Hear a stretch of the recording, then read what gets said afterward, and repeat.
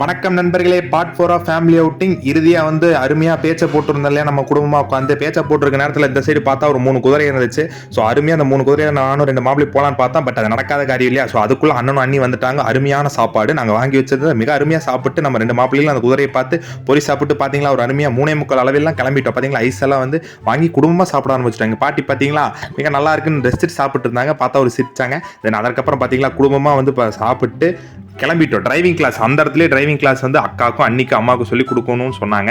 So ஏதோ அவங்க Ladakh போகிறாங்களாமா riding கற்றுக்கிட்டு அப்படின்னு சொன்ன காரணத்தில் அவங்களுக்கு ஒரு டிரைவிங் கிளாஸ் போடாச்சு. பார்த்தீங்களா அருமையாக எல்லாரும் கற்றுக்கிட்டாங்கன்னு சொல்ல மாட்டேன், ஏதோ கற்றுக்கிட்டாங்க. ஸோ அடுத்து எங்கே போகலான்னு அந்த இடத்துல உட்காந்து பேசிட்டு இருக்கும்போது 4:45 அளவில் அடுத்து ஒரு கோவிலுக்கு செல்வோம்னு சொன்னாங்காட்டி அது ஒரு அம்மன் கோவில் தான். இது எங்கே இருக்குன்னா கரெக்டாக சேத்துமடையிலேருந்து கொஞ்சம் தூரம் போனீங்கன்னா, அதாவது டாப் சில் போட ஃபர்ஸ்ட் செக் போஸ்ட் கிட்ட இருக்கு. பாத்தீங்களா, இது ஒரு அம்மன் கோவில். இது ஏதோ மடக்கடாத்தா அம்மன் சொன்னாங்க. ஸோ அங்கே எல்லாரும் குடும்பமா அனைவரும் ஓடி பிடிச்சி விளையாண்டுட்டு ஒரு 9 மணி அளவில் சாப்பிட்டு 11 மணிக்கெல்லாம் தூங்கியாச்சு. இந்த நாள் மிக சிறப்பாக போச்சு.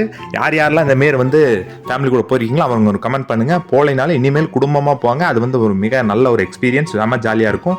ஸோ மறக்காமல் பிடிச்சிருந்தா மட்டும் சப்ஸ்கிரைப் பண்ணி லைக் பண்ணி கமெண்ட் பண்ணுங்க. அப்போனா தான் எனக்கு ஒரு மோட்டிவேட்டாக இருக்கும் அடுத்தடுத்து வீடியோ போடுறதுக்கு. பார்ட் 1 and 2, 3 கமெண்ட்ல பின் பண்ணி வச்சிருக்கப்பா, மறக்காமல் பார்த்துட்டு போயிருங்க. நன்றி.